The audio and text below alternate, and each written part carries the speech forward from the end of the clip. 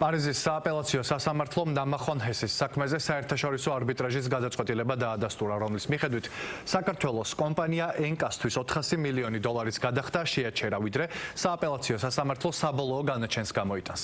საქმე ეხება ნამახვან ჰესის პროექტს, კერძოდ 800 მილიონ დოლარიან ჰიდროელექტროსადგურს, რომლის მშენებლობაზეც საქართველოს მთავრობამ და კომპანია ენკამ 2019 წელს გააფორმეს ხელშეკრულება. გადაწყვეტილების მიხედვით პროექტი ჩაიშალა ადგილობრივი მოსახლეობის და გარემოს დამცველების პროტესტების ფონზე, რის შემდეგაც ენკამ 2021 წელს ცალმხრივად შეწყვიტა კონტრაქტი საქართველოს მხრიდან ვალდებულებების დარღვევის არგუმენტით.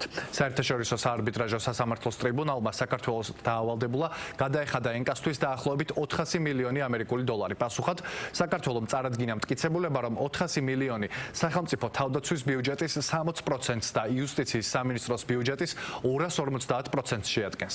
სასამართლომ ეს არგუმენტი მიიღო და დაადგინა, რომ დაკისრებული თანხის დაუყოვნებლივი გადახდა სახელმწიფო საქმეების სუვერენულ მართვას სერიოზულ ზიანს მიაყენებდა. ამიტომ ამ ორი ფაქტორის გათვალისწინებით სასამართლომ გადახდა სრულად შეაჩერა სააპელაციო სასამართლოს საბოლოო განაჩენამდე. საკითხს გამოხმაურება მოჰყვა პოლიტიკურ სპექტრში. ქართულ ოცნებაში ამბობენ, რომ აღნიშნული ჰესის მშენებლობის საკითხი შეაფერხა იმ პოლიტიკურმა ძალებმა, რომლებიც საქართველოს ენერგოდამოუკიდებლობის წინააღმდეგი არიან და ქვეყნის მიმართ მტრულად არიან განწყობილები.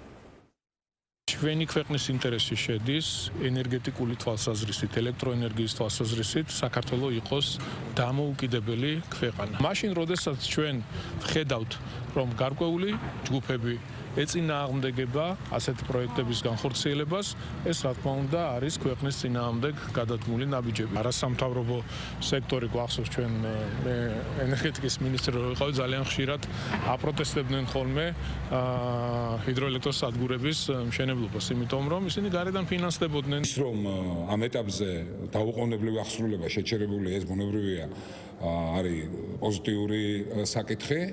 თუმცა საბოლოო ჯამში, თუ კი ეს ასე დადგინდება და როგორც ხვდები, ამ შემთხვევაში გადაწყვეტილება მიღებულია, ბუნებრივია, რომ ეს არის ქვეყანაზე დაკისრებული ძალიან მძიმე ტვირთი. ლომის წვლილი 100%-დან 100% ეკუთვნის სწორედ იმ ძალებს, რომლებიც გამოირჩევიან საკუთარი ქვეყნის სიძულვილით. იმ ადამიანებმა და მათმა დამქაშებმა, რომელსაც არ ატყუთ საქართველოს ეკონომიკური განვითარება, კიდევ უფრო მეტიც, რომელსაც არ ატყუთ, რომ საერთოდ რაღაცა ენერგეტიკული ან სხვა ტიპის დამოუკიდებლობა ქონდეს საქართველოს, ამას დიდი ოპონირებას ვერ დავარქვით, ტრობა გაუწიეს. მაშინ ხალხს ეგონა, რომ ეს მართლა ეკოლოგიური პრობლემებით იყო ეს გამოწვეული. ხო ყველამ კარგად დავინახეთ, რომ არავითარ ეკოლოგიურ პრობლემებზე ისინი არ დადობენ.